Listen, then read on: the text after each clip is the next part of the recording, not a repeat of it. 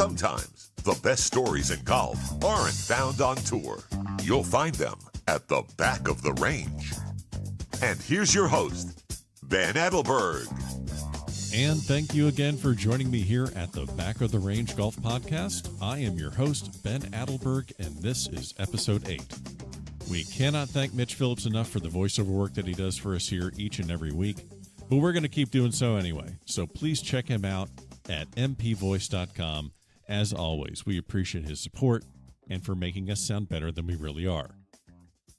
You're probably listening through Apple Podcasts right now, so do us a favor, leave a review, and share this podcast with your friends.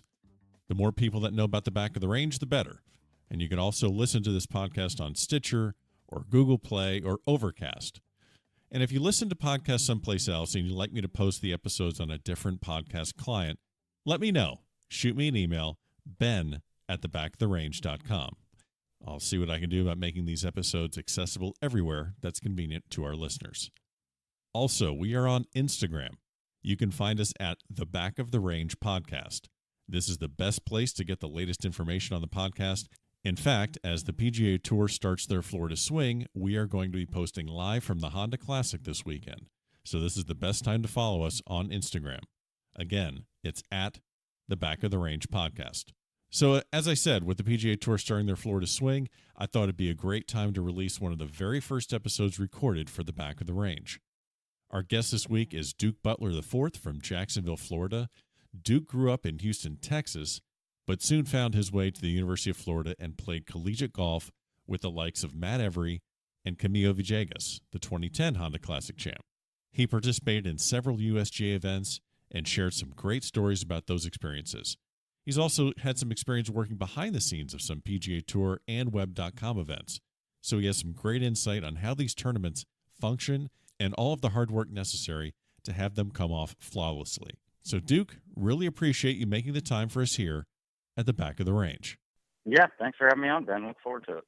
So, you have a really unique beginning in the game of golf, and a lot of that, I would say, has to do with your father. Now, you grew up in Houston, Texas. Give me an idea, just, not only your experience growing up and playing junior golf in Texas, but how yours was a little bit different than just the average rugrat playing golf. Yeah, most definitely. My father, when I was a kid, was the tournament director of the Houston Open. So I had a unique opportunity to be around a lot of the PGA Tour players when I was a kid growing up. And, here's a small example. I remember going to a Little League baseball game, and let's say it was like Wednesday of the Houston Open week, and my mom and I stopped in Whataburger to get a little bite to eat before the game, and King Stewart sees my mom, says hello, comes over and sits down and eats with us. A lot of funny little things like that aren't very normal. But I've known it since a young age. My father had the title of tournament director. They'd always give me a little badge. It said Little Duke, Little Tournament Director, and I've just kind of been surrounded by it my entire life to date. So you kind of had the run of the joint at the Houston Open. Did the all access ever get you into a little bit of trouble, just maybe overstepping your bounds just a little bit as the little tournament director? No, I think I was too young and to know better. So I was going out and watching my favorite player, and we lived right on TPC at the Woodlands. And here's a good one. I got a dog for Christmas one year. I don't remember how old I was, probably 8 or 9, so it would have been like around 89, 90. And we only had the dog for about a year and a half. 1 year during the tournament, it was in the backyard barking way too much. And I think the story goes something like this. In the player locker room, Seve Ballesteros was complaining about some dog barking by 15 green and 16 tee. Turns out it was the tournament director's son's dog. So the dog did not stick around for too much longer after that. I still don't quite know the full story there, but maybe one day I'll figure it out. So you're saying the dog got a lifetime exemption to puppy mill down the street, and yeah, something like that. Yeah, you don't hear that one all the time. So your dad, just obviously you're the fourth, so your father would be the third, because I'm obviously a math major, and he's a 1986 inductee into the Texas Golf Hall of Fame, and 1969 he's on the Southwest Conference championship team at Texas A&M. Did that pretty much make your decision or lead you down the road to where you're going to go to college? Well, my grandfather, so my dad went from kindergarten through, basically graduating college on the same road in College Station, Texas, His elementary school, junior high, high school was on one side. Texas A&M was on the other. His father, my grandfather, worked for Texas A&M University for over 50 years and was involved in many different areas. And actually, the Animal Science Complex was named after him, I don't know, 12, 13 years ago, something like that. And my aunt, my uncle, everybody on that side of the family went to Texas A&M. So I always kind of had tunnel vision towards Texas A&M as a kid. I grew up going to football games when I was in junior high, and my freshman year of high school was in Texas. You know, I was fortunate. I was able to go have sideline access to a lot of the Texas A&M home games. R.C. Slocum was the head coach, and his son John was a couple years older than me, and he was a pretty good golfer in his own right at the time. And so I was pretty lucky as a kid to be behind the scenes for a pretty powerful football team in the 90s. You have all access pass to the golf. You have access pass to the football, and then tell me about your junior golf experiences and how that led to Texas A&M. Were you recruited, or did they just basically grab you early on and say, "Guess what? We want you"? Or how did that whole thing happen? Yeah, I'll try to make it as concise as possible. So the first 14 years of my life, I grew up in Texas. The summer of, I guess it was 96. Unfortunately, my mother passed away, and my dad had been living in Florida working for the PGA Tour for a couple of years at that point. So I transitioned between freshman and sophomore year from College Station, Texas to Jacksonville, Ponte Vedra, Florida. And when I was getting, sophomore, junior, senior years of high school, I kind of became attached to the Florida Gators a little bit. They had Steve Spurrier, and I went to golf camp one year, I think, even before I moved to Florida. And I remember one thing, Buddy Alexander he had to leave early because he had qualified for the U.S. Open. So I thought that was pretty unique. Yeah. The coach has to take off from golf camp to go play in the U.S. Open at Oakmont, I believe it was. But I was kind of always dead set on going to A&M. I visited 5 or 6 other schools, but I carried a maroon golf bag in junior golf. I had Aggie head covers. Like, everybody kind of knew where I was going to go. And sure enough, even looking at a few other schools, and I had offers from other places, but I was always kind of dead set on going to Texas A&M, and that's what I did. And after I got there, to make things simple, it was too familiar, if that makes sense. Like, I grew up on the campus going to all those football games. Golf team was good, not great. We were playing the same courses I kind of grew up playing, but I'd only been removed for a couple of years and was driving the same roads I'd been driving as I was a kid. So it felt a little too familiar. I came home for Christmas and made a comment to my dad, something basically what I just explained to you. And he said, I think most kids feel that way. Give it another semester and we'll see how you feel in the summer. And, we had an okay golf team. Like I said, we missed qualifying for NCAAs by a shot or two at Karsten Creek. We played regionals. And I came home and I just kind of looked at my dad and I was like, yep, it's not the right fit. It was as a kid. I loved going to the games. I love the university. I love the school.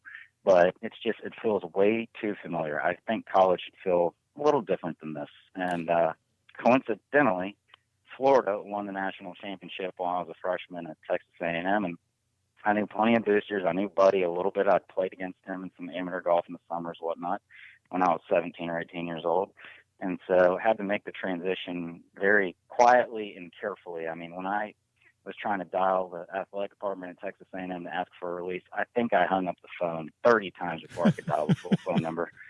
I mean, it was painful. I spoke to the guy that I had to talk to, and he was bragging about a trip to Reno and how there was snow on the mountains in the summer, and he couldn't believe it. And he was like, hey, what's up? And I was like, I think I want to be a little closer to home. I had a sister that was born the summer after I graduated high school, who's now a freshman at the University of Virginia. So I was attached. I liked it in Florida. I wasn't positive where I was going to go, but when I wrote out a list of 5 or 6 schools, Florida was at the top, and it didn't take very long to get it to happen. So I was very, very fortunate.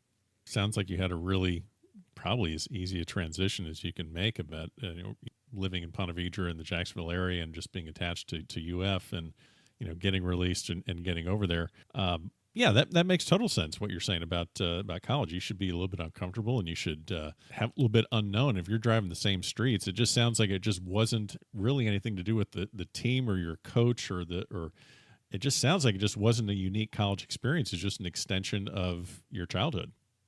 Yeah, pretty much it was. That's for sure. I just wanted to feel different, and going to Florida certainly made it feel different.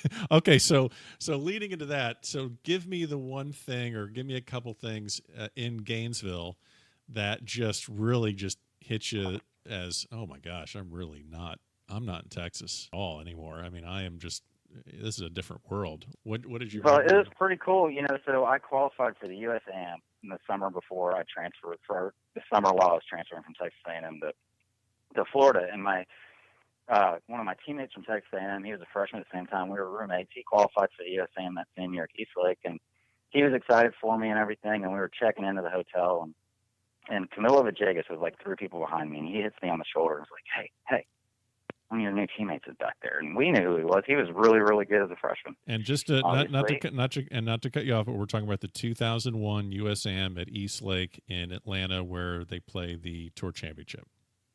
Yeah, so we're checking in the hotel. I turned around and I introduced myself to Camilo Villegas, and I said, hey, my name's Duke. I'm transferring. I'm going to be on your golf team. He gives me a hug. I was like, all right, that's kind of cool. I'm looking forward to this. And we're playing our practice rounds, and I'm messing around over the chipping green. And Bubba Dickerson's over there, and I've played a ton of golf going to high school in Jacksonville with Bubba Dickerson. And he was always a guy that I, very rarely beat. And so I was kind of joking around, asking him, like, hey, man, I just got an apartment in Gainesville. Where are you living? In typical Bubba Dickerson fashion, he's like, oh, I'm not real sure yet. Well, school starts like 5 days from that conversation. And then he goes out and he wins the U.S. Amateur and gets to Gainesville late and has to find a place to live. So he's a unique cat in his own way. But I walked into a preseason #1 college golf team, and I remember the first couple of rounds of qualifying in Gainesville. We couldn't play the university course because it was getting renovated, so we were playing down the road at Gainesville Country Club. And like first 2 or 3 rounds, I might shoot 73 or 74, and I'm like, it's fine. Texas A&M, I'm going to qualify for the tournament doing that. Well, I'm playing with guys that are shooting 67 and not batting an eye, and I'm like, holy cow! All right, let's go. Yeah, this different world here. So. Wow, that's so Dickerson wins the USAM, and not only does he have to find a way and to get himself situated to play in the Masters the next year, that just seems like the top of the mountain compared to the fact that he doesn't even know where he's going to stay for school. That's just Bubba being Bubba back in the day, but it was pretty funny. That's great. That's great. So you're getting settled at UF, and again, you mentioned your coach, Buddy Alexander, who, again, 1986 wins the USAM. He's on the Walker Cup team in '87, and then you just mentioned he had to leave early at a Gator golf camp to go, sorry boys, I got to go do this thing called the U.S. Open. So what was it like having a coach that, every coach you would assume has a decent playing pedigree, but this is kind of all world stuff where you have a golf coach that just is, he's got everything you guys are shooting for. So. Oh yeah, he's been there, and he lets you know it too. You go into his office for a meeting, and that U.S. Amateur stuff from Shoal Creek's pretty prominent. Just and, accidentally shows up there, right? Just accidentally. You're accidentally staring at it when you're sitting on the other side of the desk. But no, he could flat out play. His knowledge was unquestionably just pretty much almost as good as it gets, and it was intimidating. There's no doubt about it. He'd play with us. He'd beat us occasionally. We'd have a little inter-squad match play thing, and he took pride in taking people down. One year I beat him, and I think we were doing it in like November. He didn't want to talk to me for a week after that, so I was proud of what I did. But it was a constant reminder every day. Maybe he started talking to me about a week and a half after that fact. But wow, the guy was good. You had to respect that. It was very challenging to kind of question Buddy Alexander because his pedigree and his resume was better than anybody on that team. So it was a privilege, and I learned a ton from him. And it was just a tremendously cool thing. Well, I'm looking at a couple things on your resume here, and we have the 03 USAM at Oakmont, and then you back it up with getting into the 04 USAM at Wingfoot. I can't imagine just having a better back-to-back US Amateur experience. I've asked other guests on the podcast about qualifiers. We all go through them. Amateurs go through whether it's your club's match play event or it's a county event, or even we do a lot of Florida State tournaments together. What is it about USGA qualifiers that you kind of keep in mind, and what's your mindset going into these? Because this can translate, as I said, all the way down the line to just basically how do you get yourself in position to play meaningful golf when you know you have to shoot a good score? I think you have to. That's a great question, by the way. I think a lot of it is mental preparation. For 2001 and 2003, the U.S. Amateur qualifier was a course here in Jacksonville called Windsor Park, and when I was a junior golfer, they had an AJGA tournament there, and I played in it every year that I was eligible, and I never played well. I did not like the golf course at all. And then I get into college, and the U.S. Amateur qualifier is going to be there pretty much every year. And I was having a conversation again with my dad, and he was like, you know what? You need to learn how to go love that golf course. Go over there every day for a week or something, play by yourself, play with some buddies, and just figure out a way to fall in love with it. And that completely changed my perspective.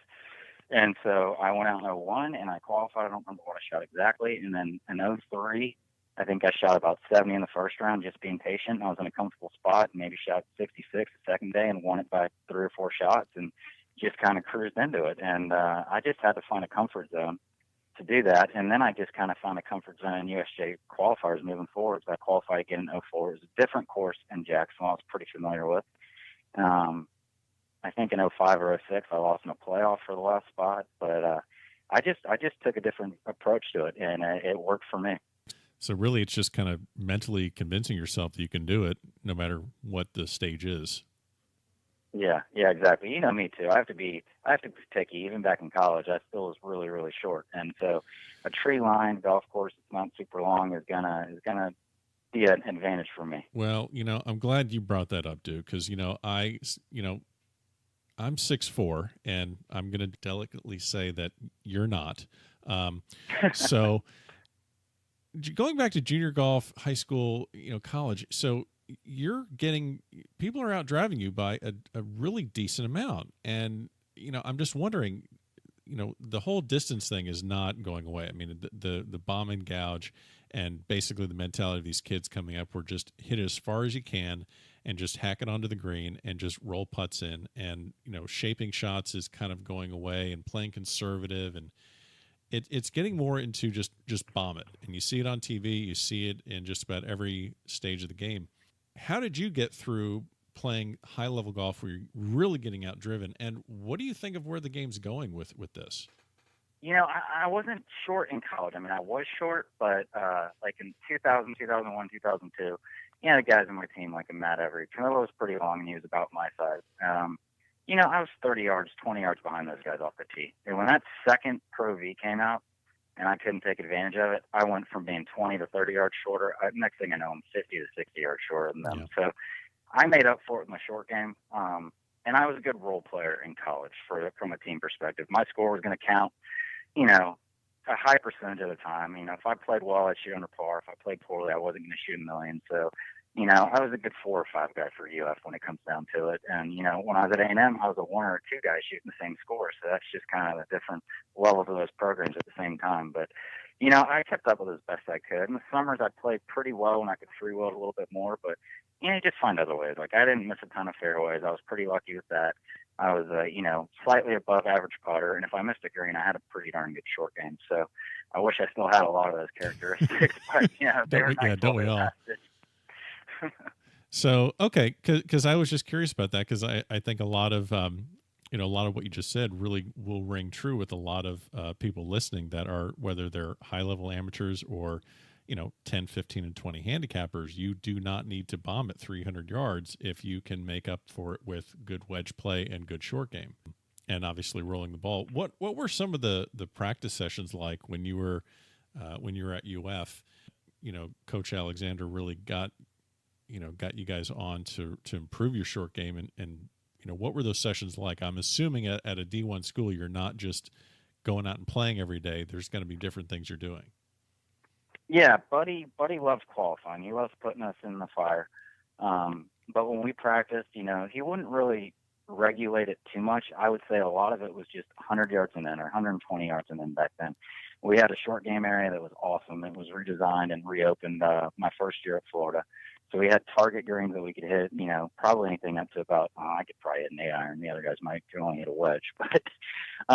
But remember when those nets came out that you'd see on the driving ranges that were, looked like a basketball hoop out there, only about 10 times bigger than a basketball hoop? We had a bunch of those. Yeah, we had a bunch of those scattered around. So you could really focus in. And we just had a really special practice facility. But there's nothing Buddy Alexander loved more than making us qualify and going out and competing. And I think his favorite thing to do was make us tee off at 7 a.m. on a Saturday when we had a home game, and then do it again at 7 a.m. on a Sunday after a home game. I'm pretty sure we have to do this every college football weekend when we weren't at a tournament. So, it built character, I guess. Oh, come on, Coach. Why would you do that? Come on. Oh, it was brutal. Trust me. I was one of the more social guys that go out a little bit, and managed to pull it off a few times, but there were some rough mornings. I can just imagine. I mean, I don't even know if you can really give me a name of just the person that just had the most disastrous morning after a football game, but I can just imagine a lot of people on your team looking for the trees, looking for the bushes, just to get out of the heat. But wow. Yeah, at the end of the day, we're all college kids. We're going to do what we're going to do, whether we're told to or not. And, sometimes you have to pay for it. Sometimes you could be sneaky and get away with it. There you go. I'm looking also at you mentioned the U.S. Amateur at Oakmont. So you had, I just went down the list of some of the names. I mean, you got, Haas and Billy Hurley and Harmon and Kirk and got all of these guys. But that year at Oakmont, your coach ends up getting in, obviously because he won. And then you're there. James Vargas, who's his teammate, is there. Camilo's there. Jesse Mudd's there. J.C. Deacon's there. So you have all these Gators there. Did you guys just kind of have your own, set up shop on the putting green? And, what was that experience like? Not just to go there and play in a USGA event, but you have your teammates all around you. Yeah, and it was pretty fun. And you're at Oakmont, so that doesn't stink. But there's one interesting fact about that US Amateur. There's, I think, 312 guys in the field at US Amateur. You play 2 courses before match play. There were a ton of studs in the field. Not one player shot under par at Oakmont. Wow. In 312 rounds, I don't believe a single player broke par. It was an unbelievable test of golf. But, yeah, speaking to everybody being in the field, I played Oakmont. I want to say I played Oakmont the first day, and I was in the morning wave. And number 9 is a par 5 for the members. It was converted to a par 4, and it's unique because the putting green for number 9 is also the practice putting green. It's the most gigantic putting green you've ever seen in your life, and it's obviously 2 big sections, and it's almost like a gigantic light bulb. And so it's uphill. I've got 5 wood into this thing, and I hit it, and I just absolutely rip it, and I'm like, oh no, get down. And it doesn't, of course. I mean, it lands past the hole and it rolls down into the putting green. And so here I am, like, I've got a putt. It's like, that's probably 150 feet. I don't know. It's over a ridge, down a ridge, and then some. And I'm back there reading it, and I'm looking at it from every angle I could. And all of a sudden, I hear a voice go, how's it going, Parbs? Oh, no. And that was Buddy Alexander. Oh, no. He was warming up. And he was giving me the needle just like you would. And so I just kind of laughed and shook my head. And I two-putted that Sunwood thing somehow. I don't know how, but I two-putted it. And I actually shot a pretty good score at Oakmont. And there's the other course that was my demise. Well, that had to have been pretty interesting, just having just a ton of Gators there at Oakmont. Did you guys were able to at least sneak a couple beers in without Coach knowing, or was he kind of off the clock for that event? I think we all stayed out of his way pretty good. There you go. I remember. Yeah. So, and then, I'm looking also at some of these rosters that you had through your teams. And, I really came across this 03-04 roster that you have here. You have, and I'm just going down the list of just just no particular order, but you have Ryan Cochran, who is Russ Cochran's son. Russ Cochran won the Senior British Open. Now he's caddying for Kenny Perry on PGA Tour champion. So then you got Every. He's one on the tour. Stegmeyer, he's on tour.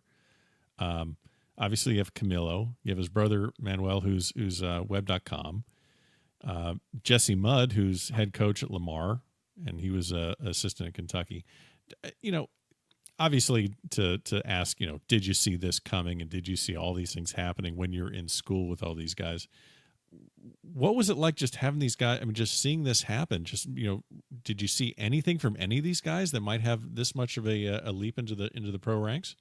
Yeah, a little bit. I would be lying if I said I could have predicted it as clearly as it all happened. But sure, we were good and it was fun. And I think we won 5 or 6 regular season tournaments. We're the number 1 ranked team for most of the year. And Georgia was absolutely stacked. And I feel like at least 80% of the tournaments, they were in the field as well. So it was a ton of fun. I mean, the guys they were playing so well. We even had an assistant coach that year, Josh McCumber, who's Mark McCumber's nephew. Mm-hmm.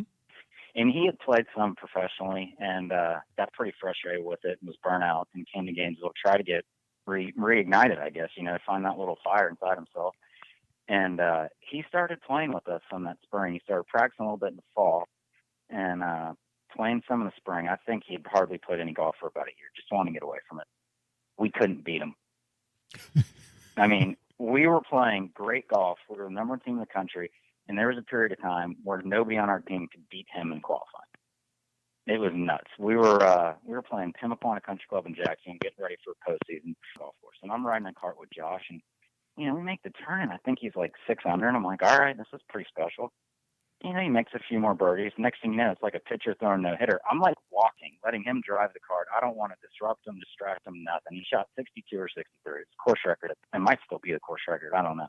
But it held up for a number of years. I mean, the guy was on fire. And then, the team goes and plays in NCAAs, and he can't really practice for a couple of days. And then he gets back down to Florida and qualifies for the U.S. Open. The amount of good golf that was going on that year was it was out of this world good. It was so much fun. And a great group of guys to do it with, too.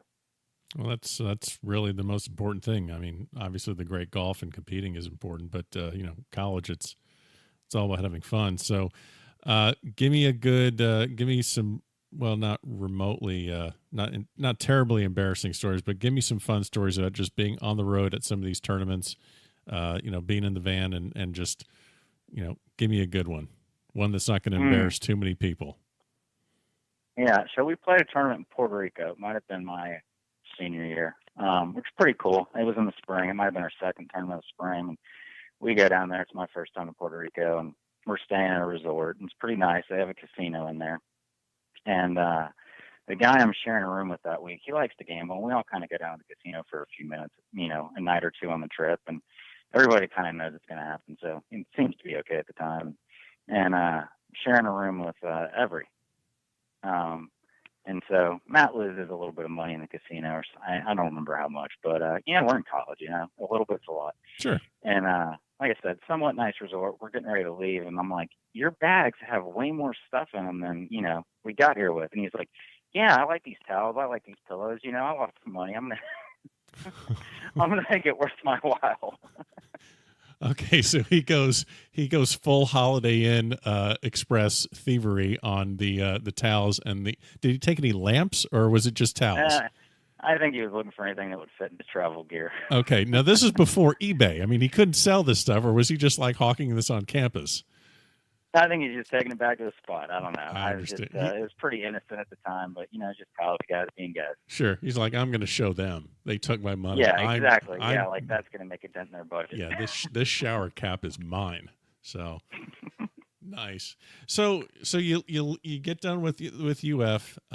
You're moving on to that the dreaded real world of adult life. What do you do after college? What's your next? What was your next step? My next step, I was going to play that summer. I knew I wasn't good enough to turn pro and wasn't really, a desire of mine. My father worked in the golf business on the PGA Tour side his whole career, and I've always wanted to head down that road. I'd kind of been trained for it since I was a kid. But I took that summer right after college, summer of 05. I was like, I'm going to go play all summer, and then I'll figure it out. I was going to go intern in Tampa in the fall with it was then the Chrysler Classic at Innsbruck. So I had 3 months to just kind of enjoy it, and that's what I did. And had one really good week and a couple of really good stories that happened that summer. Well, we need to get into this one. This is the 2005 U.S. Pub Links. I mean, it's just your standard USGA event because you've been doing this. You've been doing Winged Foot. You got Oakmont. You got Eastlake. This is old hat for you. So you get in. You qualify for the U.S. Pub Links. And where was the qualifier for this one? I played in a qualifier in Jacksonville. Okay, so one of your home courses. I would imagine pretty much every course in Ponte Vedra and Jacksonville you're pretty familiar with. So you qualify, you get in, you're excited, and pairings come out. And why don't you let us know who you got paired with? Yeah, so I'm in Gainesville. Pairings come out, I don't know, a couple of days before I'm going to leave to go up there. And, any college kid, I'm sleeping in. I get up, and my phone has a couple of missed calls. And so I look to see who they're from. And first one's from Matt Every. He left a voicemail. Second one is from a guy named Barry Hyde, who was the chief marketing officer of the USGA, and there were a couple others. And so my girlfriend at the time was like, what's going on? And I looked at her and I said, I'm going to look it up, but I'm pretty sure the pairings just came out, and I bet I'm paired with Michelle Wee. So I listen to the voicemails and I look on the computer, and I am paired with Michelle Wee. And Matt's message is like, I can't wait to see this. She's going to outdrive you by so much. This is going to be awesome. Every's just, we need to, I mean, has he been just the president of your fan club pretty much just your entire college career? Because it just sounds like he just loves just giving you the needle and also, and stealing hotel lamps, which is a legend. Yeah, but he's an All-American. Okay, perfect. And so I look, sure enough, pairings come out, and it's pretty interesting because the way it was scheduled in the summer, she was playing the John Deere Classic in Illinois the week prior. And the Pup Links, the first two rounds of qualifying are on Monday, Tuesday. So if she'd made the cut, that had been a huge story everywhere. And then she's going to show up in Cincinnati, Ohio to tee off in the USA Republic Links. So, she missed the cut at the John Deere. I reached out to her through somebody I knew and wanted to see if she wanted to play a practice round, and that didn't turn out to happen. But we're the last tee time off Monday afternoon, right? 2 o'clock or 2:30. So I'm pretty nervous. I'm not going to lie. So I get to the first tee, and there are like 3,000 or 4,000 people there. I mean, both sides of the fairway are lined with people. So I walk over to the cooler, and I'm looking for a water. I'm looking for anything, and the cooler's empty. And so I look at somebody, and they figure out what's going on. They bring me 2 bottles of water, and I drink them in about 15 seconds. Uh-huh. And, I'm nervous. You can see it. My dad's there watching. It's pretty obvious. So it's par 5. I think I made a sloppy bogey, and I get to the second hole, and it's a par 4 comment. You hit your tee shot up over a ridge. And so I hit it pretty good. And I'm like, all right, this is going to be interesting. And so she hits one. I think it caught the top of the ridge, and mine got over. So I'm like 30 yards by her. And I'm like, all right. It's not going to be too bad. Well, she flags it with like a 6-iron, and I barely hit the green with a 9-iron. And I'm like, man, you got to shake these nerves. And about 6 holes into it, I figured it out. I calmed down, and we ended up shooting the exact same score for 36 holes. I think it was 147. So we're going to make match play. So Matt's there playing in this USA Republics too. Oh no, he's there too? He's there. We're sharing a hotel room. Oh gosh.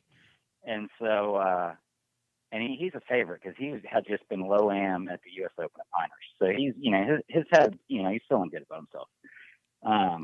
And so he plays pretty well, and he's going to be one of the better seeds, and we're going to fall somewhere between let's say 45 and 55. And so we get done, and Matt's doing the calculations in his head, and he can't sit still. We go to dinner.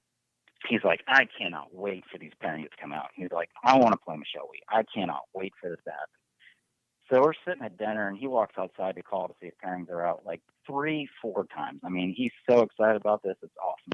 And this also kind of goes to, this isn't the day where everything comes out on smartphones. This is calling and annoying someone and asking them if things come out yet. So this is a little bit before just being able to dial up something on your phone and see everything released automatically. So he's in there 3 times doing this and just finally He finally gets through to somebody and he figures it out. And so he walks back inside the restaurant, and he pats me on the back and just looks at me and goes, "Loser caddies."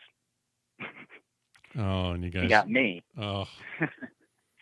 So we laughed about it a little bit. We were laughing about it all night the next day. And, couldn't have worked out much better for me and much worse for him, as it turns out. But we were so concerned about who's Michelle Wee going to play. So we called back and we're like, wait. Who's Michelle Wee playing?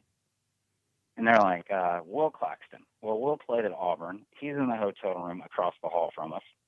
We can't wait to get back to the hotel. And so we get back and we knock on Will's door. He's not in there. So I go and I'm like, maybe he's in the bar. I go and you check and he's not. And he's outside, and Will Claxton's outside. He's smoking a cigarette. And so he just kind of looks at me and he's like, hey, man, how good is she? And I'm like, well, she's good. She impressed me beyond all belief. She works the ball both ways. Like, dude, you got your hands full. You're just putting the fear of God in him, Art. You're just enjoying that. Was Every there too, having fun with him also? Every was there too. Yeah. Oh, good. So we're there. And so we tee off in our match, Matt and I do, and we have a walking score. And so even when we're on the first hole, we're like, hey, we want to be updated. Like, every update you have about Michelle Wee and Will Claxton, let us know what's going on. So the guy does that. And I get up early on that. And so I play golf men all the time. And I end up hanging on. I think I won maybe 2 up. It went 18 holes, but I got him. I clipped him. And Michelle Wee defeated Will. So, I mean, we're walking from the 18th green back to the clubhouse. It's like a 200-yard walk. My phone's in my golf bag. You know, it's an old flip phone. You know, it's kind of pre-text message. And so I pull my phone out, and I already have like 5 congratulatory text messages. The match has only been done for 5 minutes. And it's a group of guys. Everybody was down at the Players Anchor in Hilton Head, South Carolina. Stegmeyer, a couple of Georgia guys. They're all like, good work today, man. So they're all dialed in. So yeah, they were in a rain delay or something, and they had all eyes on what was going on between me and Matt. So it was kind of funny. So I didn't last much longer. I lost in the second round to a kid that played for Indiana. And coincidentally, to make this week even crazier, like I was like 3 down with 3 to play or something. I'm on a par 3, and I'm like, well, I might as well go right at it. And I knocked it in. Well, in the match. One more hole to, delay my death for a little while. Sure. So, even on the day I lost that week, I made a hole in one. So it was kind of wild all around. But Michelle Wee then goes on, I want to say in the next match, to play Jim Renner from Boston, Massachusetts. Jim's been on tour a few times, and he's had a little bit of success. And she beats Jim. And so there's a group of us. It's Matt, myself, Jim Renner, Anthony Kim was at that tournament. And we're all having dinner together in the hotel restaurant. And just kind of laughing about everything. And coincidentally, the Boston Red Sox are playing the New York Yankees on ESPN2 in the games in New York. And so it has that scrolling ticker that goes across the bottom of the screen the entire time. And about every third minute, it gets posted that Michelle Wee defeats Jim Renner 3-2. God. And Jim's like, this is like the worst thing that's ever happened to me. Literally every person I know in Boston is watching this baseball game.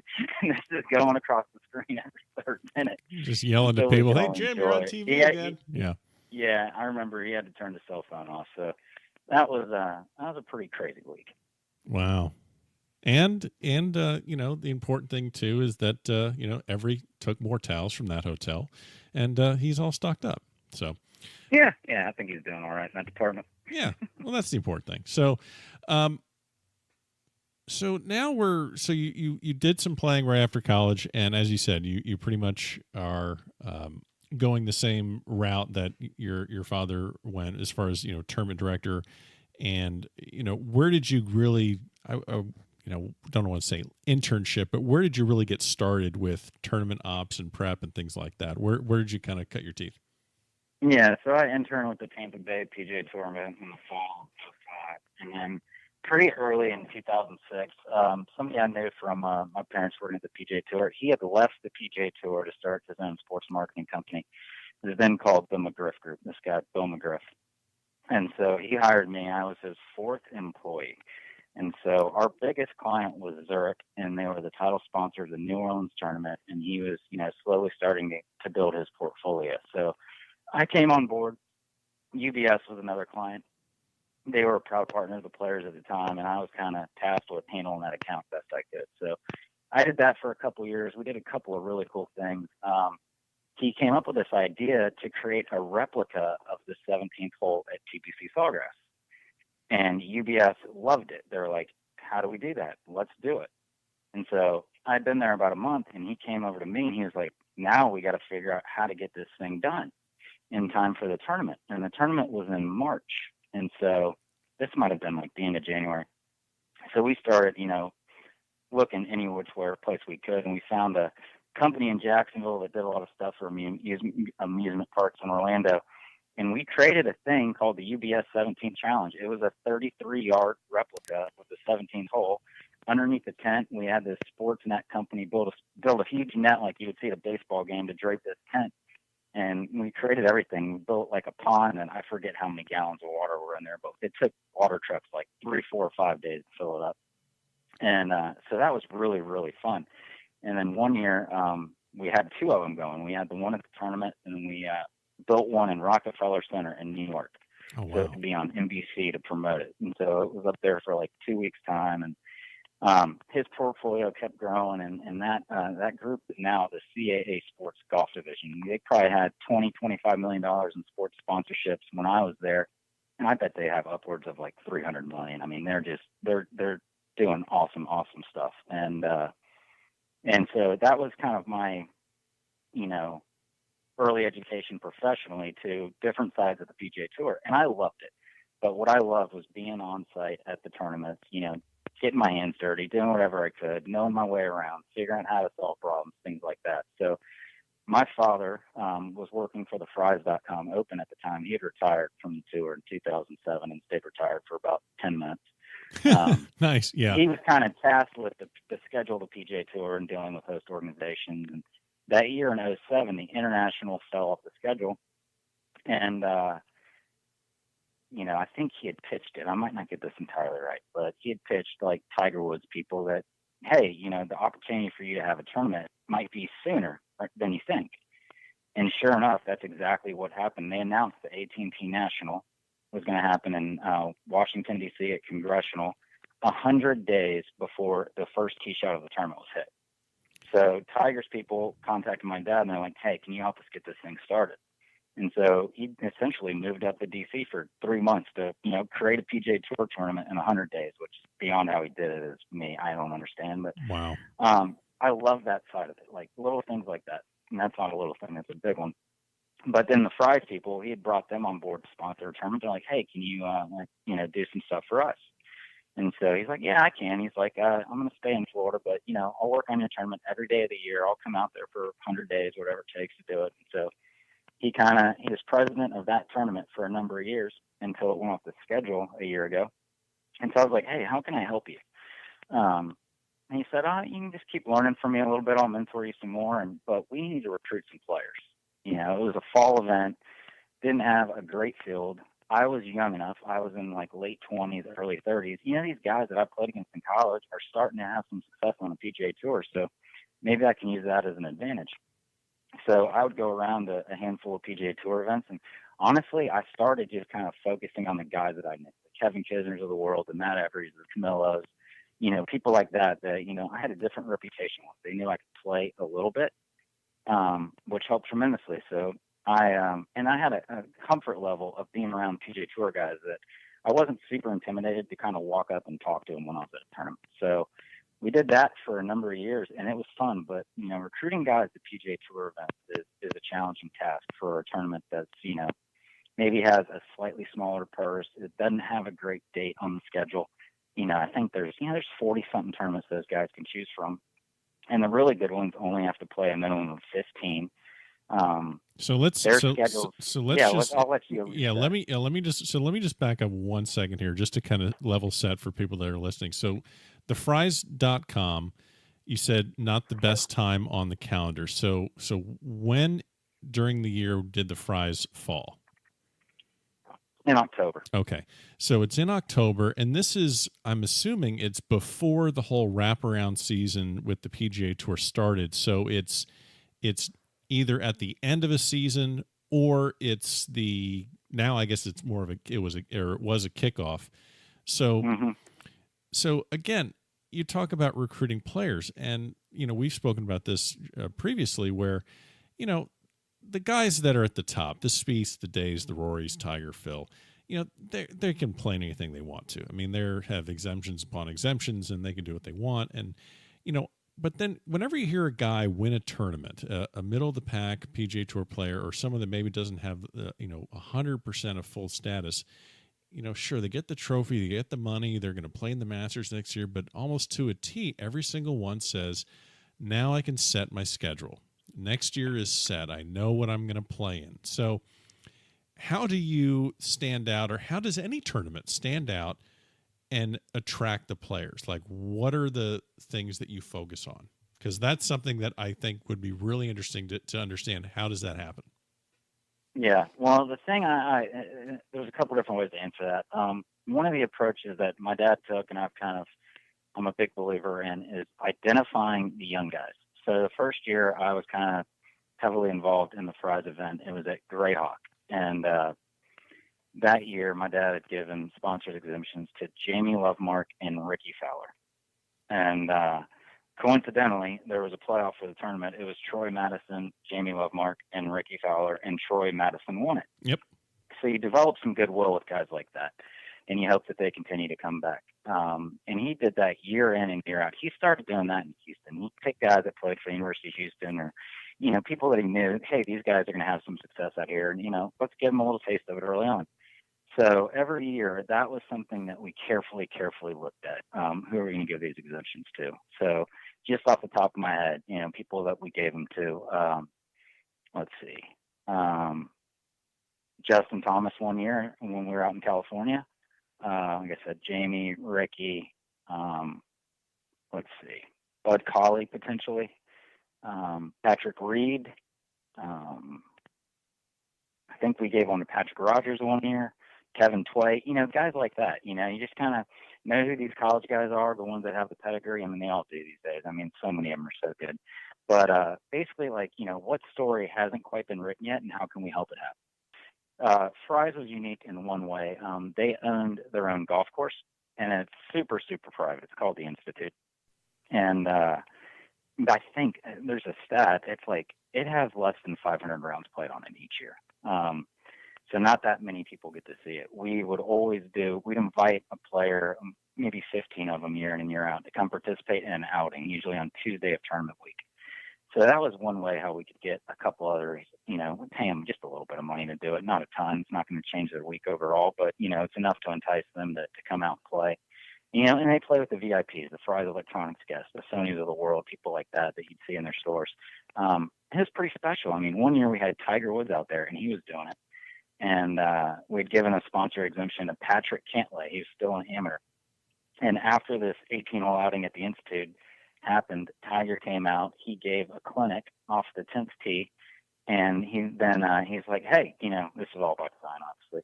He's like, Patrick and Tiger are going to go play 9 holes, and if y'all want to walk with them, you can go watch.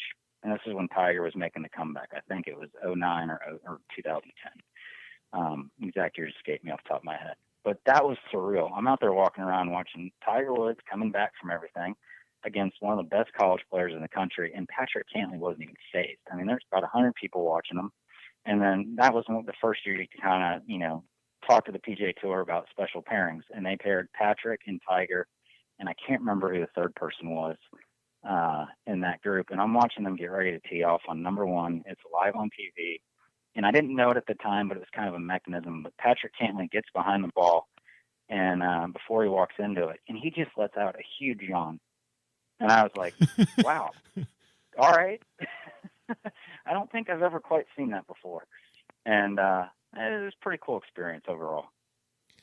That is definitely a pre-shot routine that I've never heard of, especially how you pull that off and make it look natural in front of all those people. And, oh, by the way, Tiger.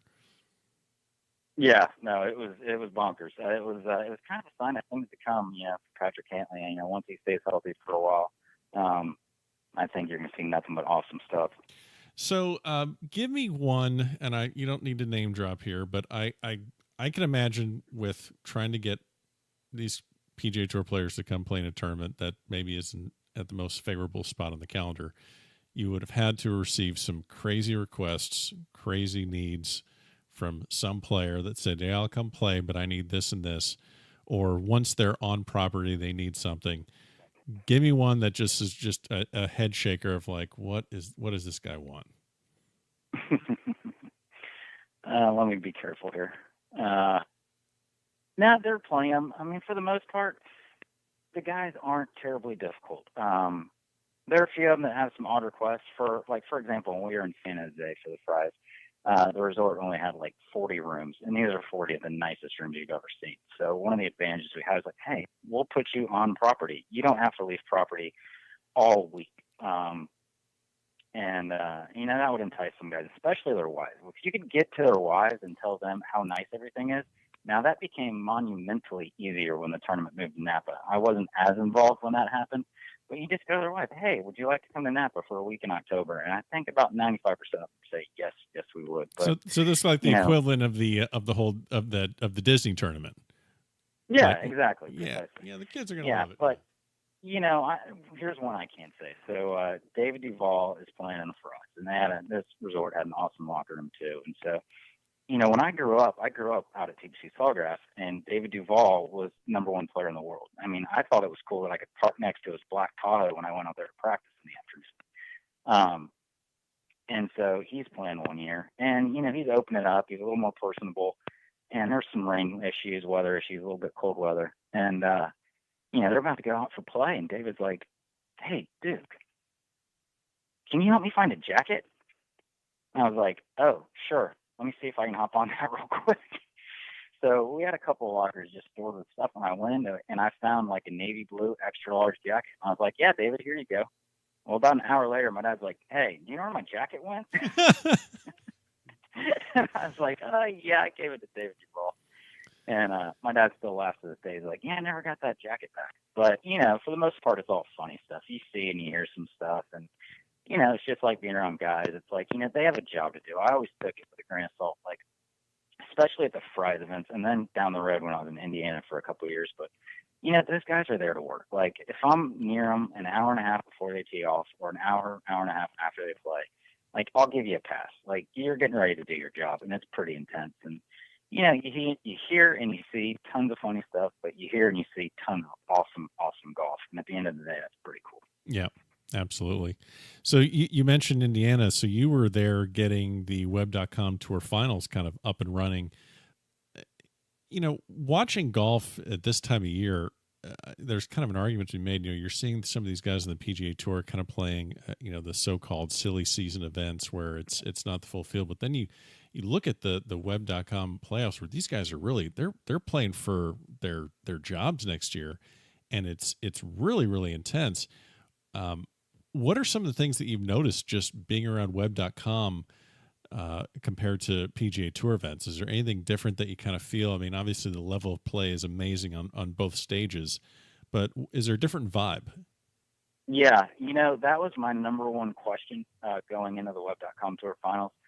So it was all announced in 2012, and 2013 was the first year of it. And the tournament I was working on, Hotel Fitness Championship, was in Fort Wayne, Indiana, at a great golf course, Sycamore Hills, and it was the first of the 4. So I'm sitting there looking at the money list all year long, and I'm thinking, all right, I'm going to have players that finish 126 to 200 from the PGA Tour that, honestly, they've had disappointing years.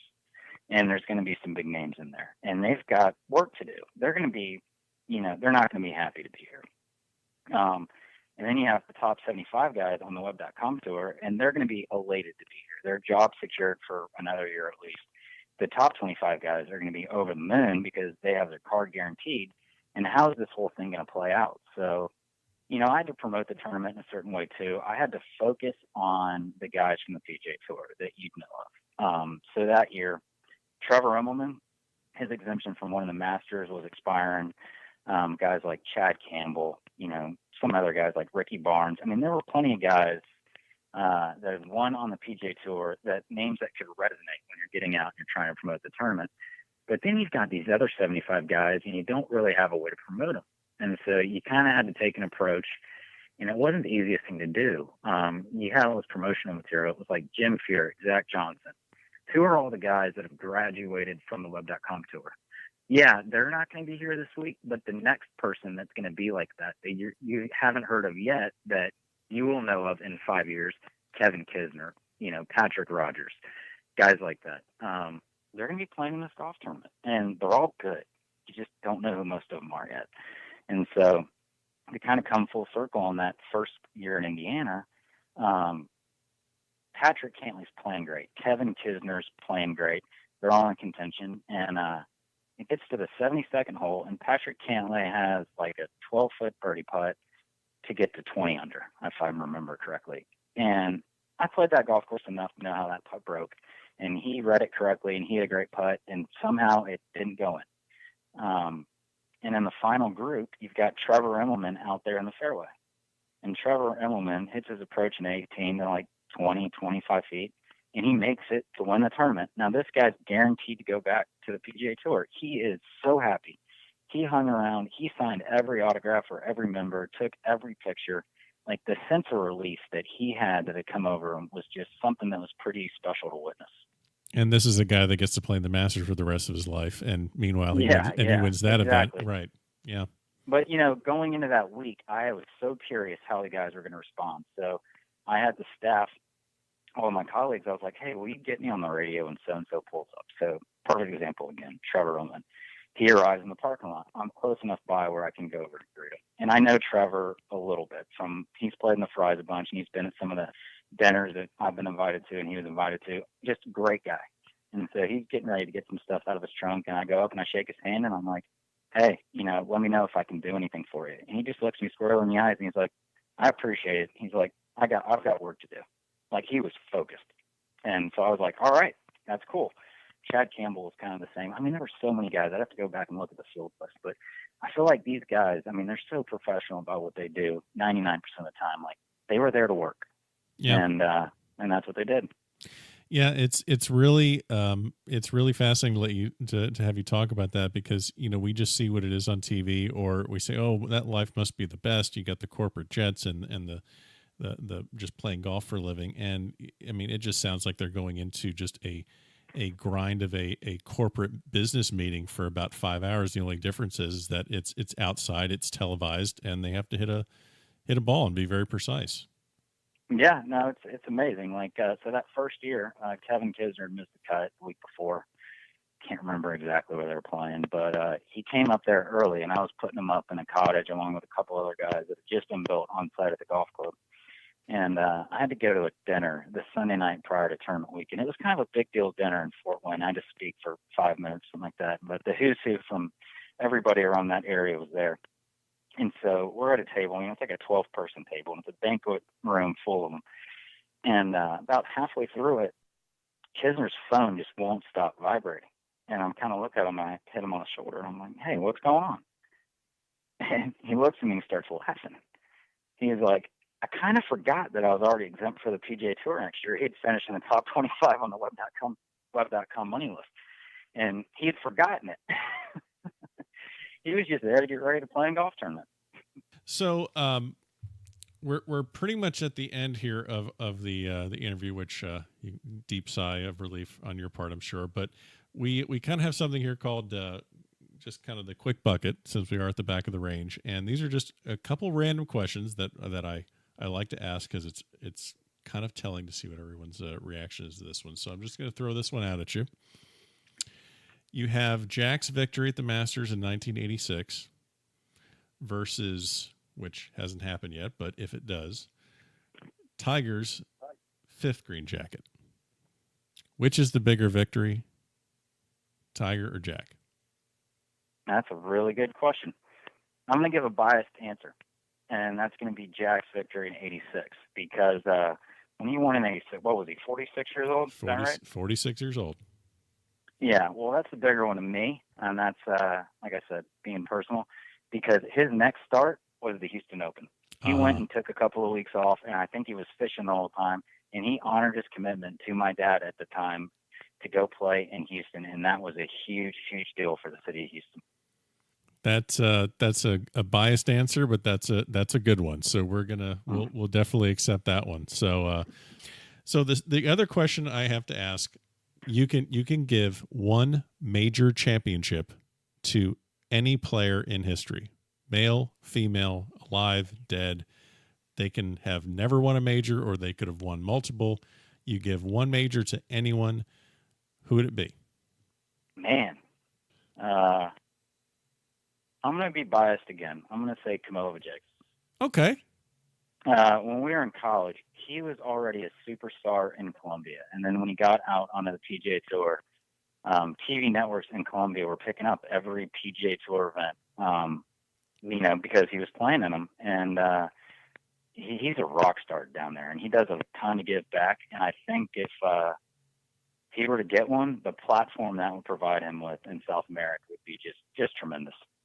Well, that's another good answer too. What I didn't ask you too much about Camilo. I mean, just give me a freakish, just like gym rat story of him, because I mean, obviously his physical fitness and what he does to compete is pretty well known. But just give me a random one from back in the gym at UF. I'll give you one from June this year. There you go. We're take playing that. in the state amateur at the Bears Club.